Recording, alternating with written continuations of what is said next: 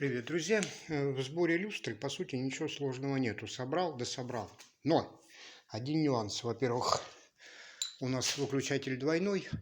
6 лампочек желательно делить на 3 и 3. Тем самым у нас 3 режима. 3, 3 и автоматически все 6. Либо 4 и 2. И если 2 выключателя включить, 6 горят. Поэтому здесь проводочку делим плафоны на 2 выключателя.